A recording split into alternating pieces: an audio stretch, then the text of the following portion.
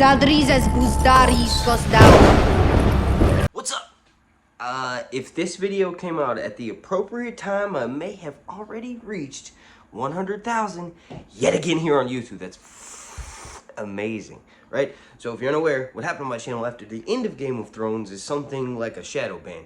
Either YouTube decided to do it or HBO decided to do it because there was a bunch of people talking shit about Game of Thrones Season 8. But anyway, now I've reached 100,000.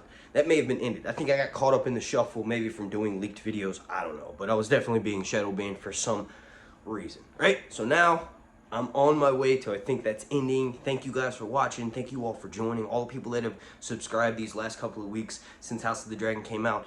Welcome, welcome. I'm going to do my job, which is to entertain you out throughout the wait for House of the Dragon Season 2, for the Winds of Winter, when that does eventually come out, or when the release date is announced, and then also the Jon Snow show, and any of these other prequels that are in the works.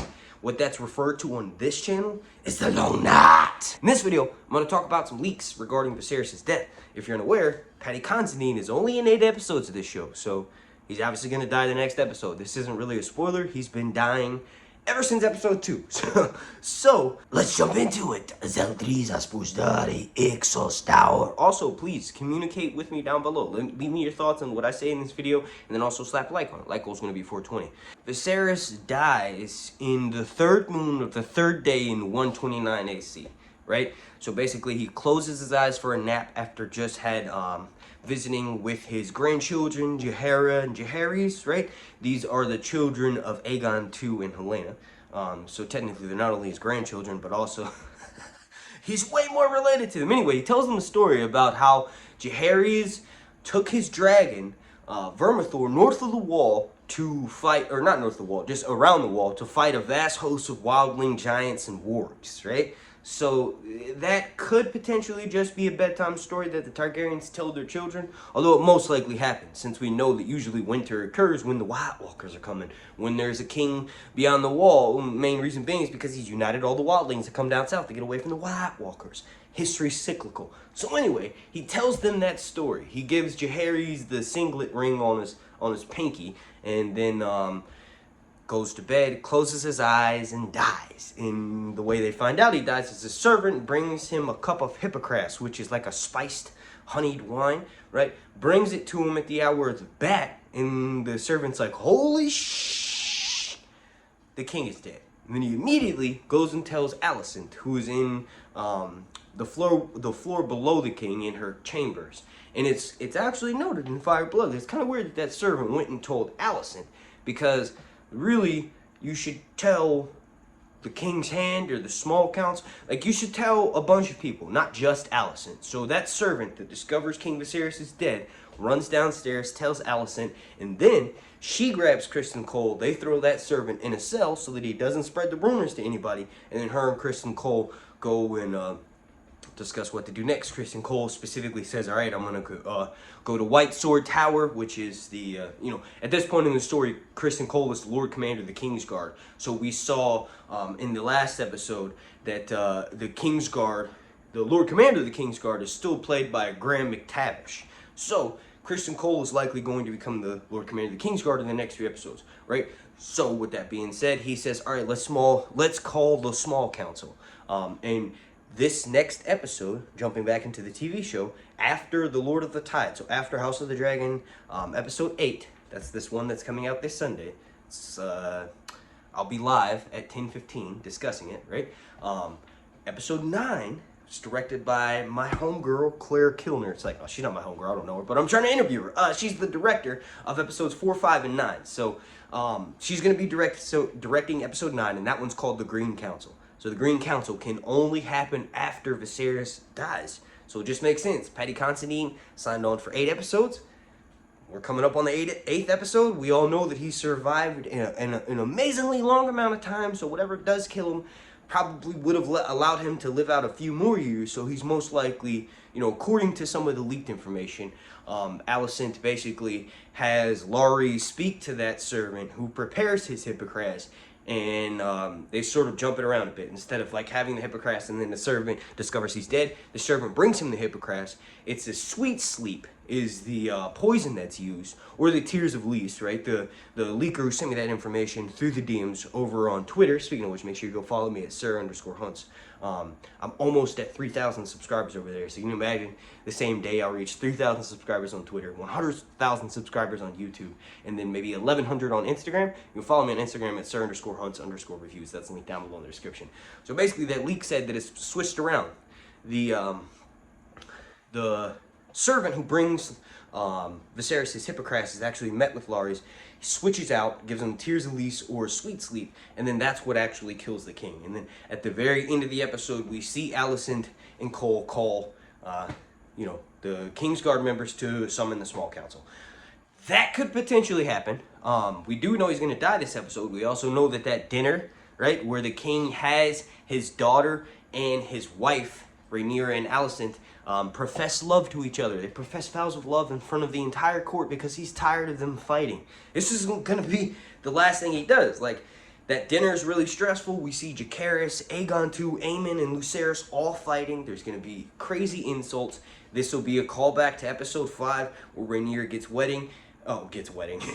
her wedding on, and we see Joffrey Lonmouth get his face beaten in, right? So this is going to have very similar vibes to that in the sense that supposedly, now this was something that was also sent to me through the leaks, Jacaerys is going to ask Helaena for a dance. When he does this, Aegon II stands up and is already in the process of bugging Lucerys. So Jacaerys is like, okay, let me do something different here. Let me ask him. Let me hit him where it hurts, right? Let me ask his wife for a dance. And the reason why Jace does this is because Jace sees the way that Aegon II treats her, and he actually kind of has a thing for her, and so does AEmond. So it's a bit of a love triangle, right? It will be interesting to see. Lucerys and Jace in the books are 1 year apart, and for the most part, they're very similar age to Aegon and AEmond. So it'll be cool to watch them have a showdown, because this will be the last time that Daemon and Rhaenyra show up to court. And I released that picture on my Instagram several weeks ago from the behind the scenes clip of them showing up in this next episode, in episode 8. I'll try to post it right now.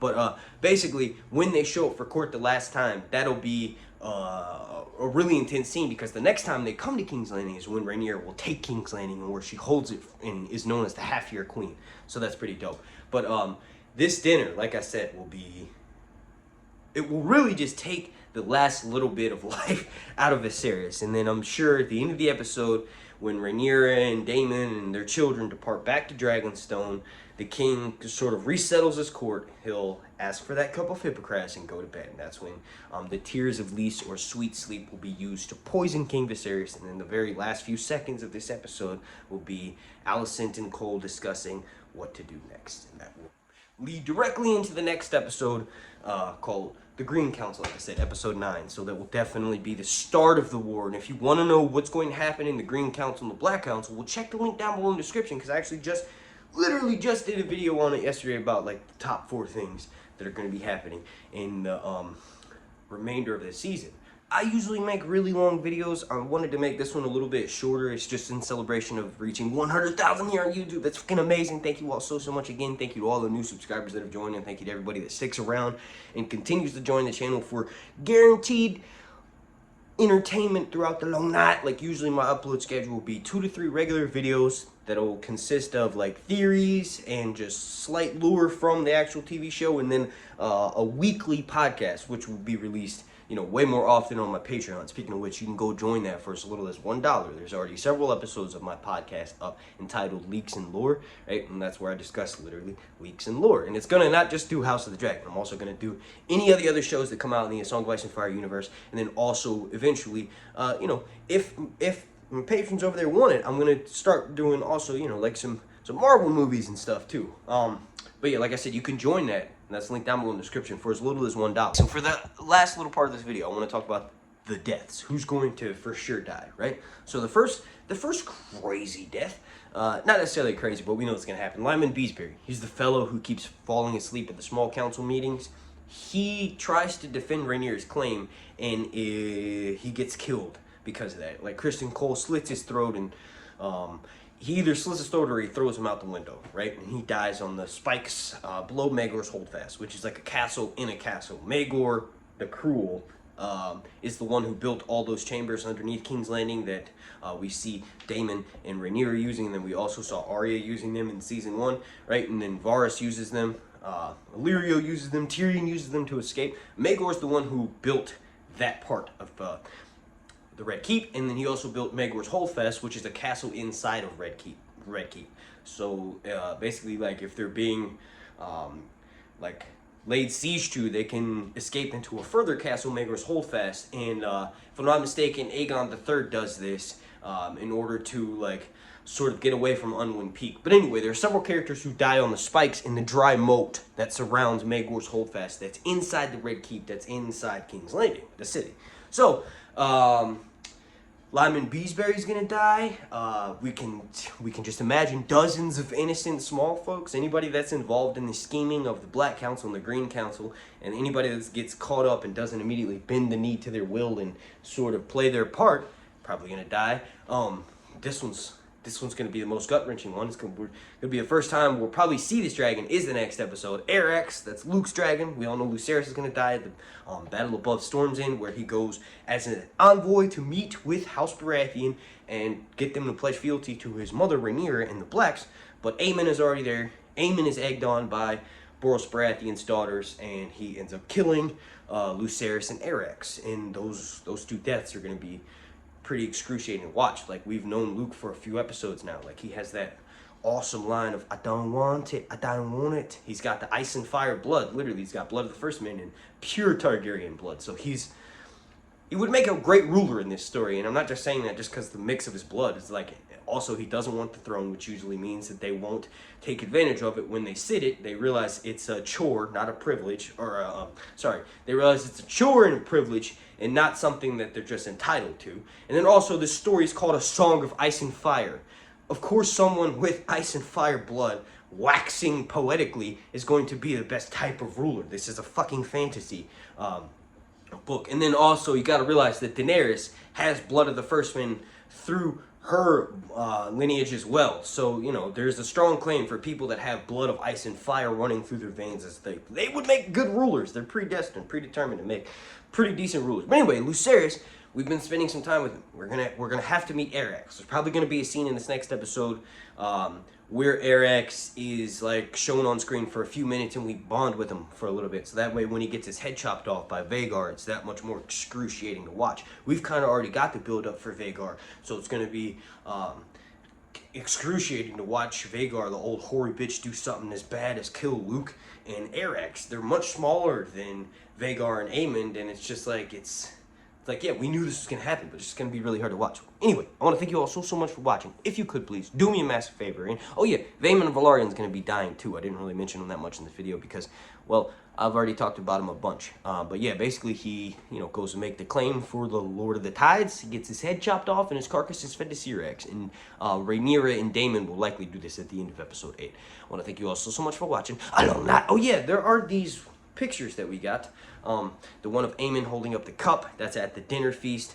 I've been showing the pictures throughout, I just didn't actually talk about them. And we got one of Aegon, right? And then this is all just different angles of that dinner that Viserys forces them to have after they have a fight. So, and then they continue to fight. So, like, I would imagine at the end of this is where Viserys uses the last little bit of his power to make Rhaenyra, like I said earlier in this video, Rhaenyra and Alicent declare their love publicly for each other so that he can kind of say, well, no, I did my job. I made sure they weren't beefing right before I died. But obviously that backfires on him.